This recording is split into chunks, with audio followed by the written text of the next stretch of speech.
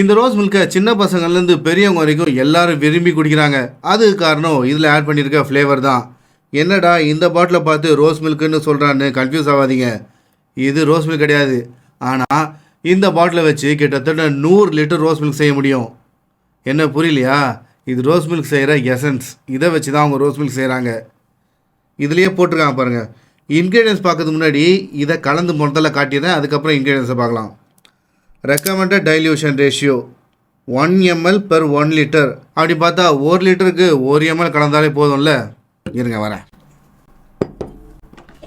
1/2 litre பால், ஆவின் பால், 6 litre பால் எடுத்துருக்கேன்.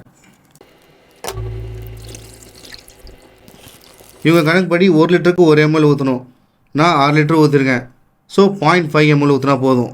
இந்த ink filler பார்த்துருப்பீங்கன்னு நினைக்கிறேன், தெரியுதா? இதில் 0.5 எடுக்க போகிறோம். 0.5 வந்துருச்சு. இதை நான் அப்படியே ஊற்றப்பேன். அதான் ரோஸ் மில்க் கலந்தாச்சு. வெறும் 0.5 ml இந்த 1/2 லிட்டர் பாலை ரோஸ் மில்காக கன்வெர்ட் பண்ணியாச்சு. இந்த பாருங்களேன், இந்த கலரு கையில் அது போக மாட்டேது பார்த்தீங்களா? இந்த கலரை பாருங்களேன், ஜஸ்ட் இந்த கலர் பாருங்கள். இதை அப்படியே கொஞ்சம் ஓரமாக வச்சுட்டு கொஞ்சம் தண்ணியில் கலந்து பார்க்கலாமா?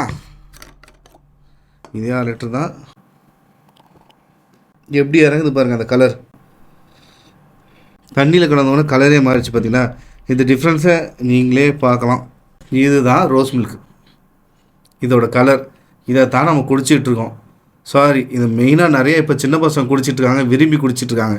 இதோட இன்க்ரீடியன்ஸ் தெரியுமா? வாட்டர், அப்புறம் propylene glycol, natural flavouring substance, natural identical flavouring substance, artificial flavouring substance, synthetic colour INS 122 and emulsifier INS 419. இவ்வளோ கலந்துருக்கான்ல.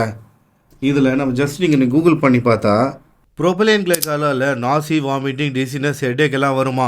சரி, சிந்தட்டிக் கலர் INS 122 பற்றி பார்த்தா இது நமக்கு நல்லதே இல்லைன்னு போட்டிருக்காங்க. அது மட்டும் இல்லை, குறிப்பாக இது குழந்தைங்களுக்கு நல்லதே இல்லையா.